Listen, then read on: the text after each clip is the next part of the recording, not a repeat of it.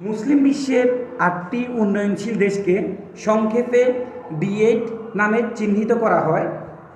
B8 ভুক্ত 8টি দেশের নাম আমরা একটি সুন্দর অর্থাৎ একটি রোমান্টিক সেন্টেন্সের মাধ্যমে আমরা এই 8টি দেশের নাম সহজে মনে রাখতে পারি। মুসলিম বিশ্বের 8টি দেশ নিয়ে B8 গঠিত। D8 এটা যে ডি এসেছে ডেভেলপিং থেকে, আর এই 8টি দেশকে একত্রে যে মুসলিম বিশ্বের 8টি দেশকে একত্রে D8 হিসেবে চিহ্নিত করা হয়েছে। তো আমরা একটি বাক্য লিখেছি এখানে যে বাপ মা নাই তুমি ঈশ্বর। এই বাক্যটিতে কিন্তু 8টি দেশের নাম লুকায়িত রয়েছে। ওই 8টি দেশের নাম আমরা এই বাক্যটি থেকে এখন আপনাদেরকে বের করে দেখাবো। প্রথমে রয়েছে বাপ, বাপের ব আকার, ব আকারের জন্য হলো বাংলাদেশ, বাংলাদেশ।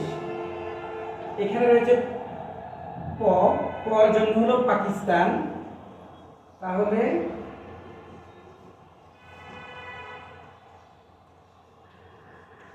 এখানে রয়েছে মা, মার জন্য হলো মালয়েশিয়া।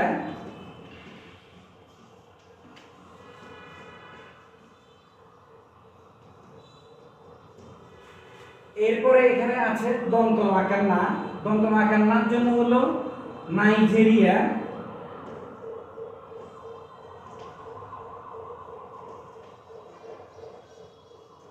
আফ্রিকা মহাদেশের একটি দেশ, তারা ফুটবল কিন্তু অনেক ভালো খেলে।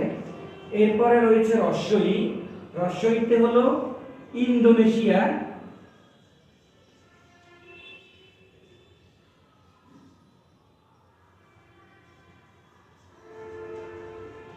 সবচেয়ে বড় মুসলিম রাষ্ট্র ইন্দোনেশিয়া। এরপরে আছে তরশুকত্তু, তরশুকত্তুর জন্য হলো তুরস্ক। এরপর আছে মরশিকের মি, মরশিকের মি এর জন্য হলো মিশর। এরপরে রয়েছে সর্বশেষে রস্যই, রস্যইর জন্য হলো ইরান। বর্তমান পৃথিবীতে অত্যন্ত মুসলিম বিশ্ব অত্যন্ত জনপ্রিয় একটি দেশ, যারা ইতিমধ্যে ফিলিস্তিনের পাশে দাঁড়িয়েছে। এখানে আমরা দেখতে পাচ্ছি যে D8 ভুক্ত 8টি দেশ রয়েছে। আমরা এখন গুনে নিব 8টি দেশ আছে কিনা। এই যে বাতের, বার জন্য বাংলাদেশ, পর জন্য পাকিস্তান, তাহলে হয়ে গেছে 2টা 1 2।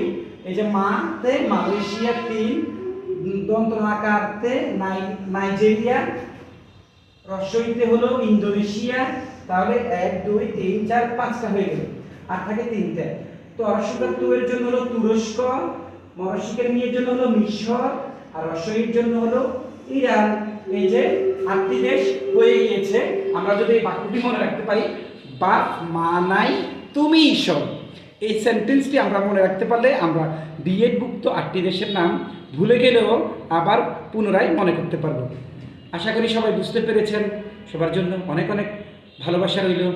আল্লাহ হাফেজ।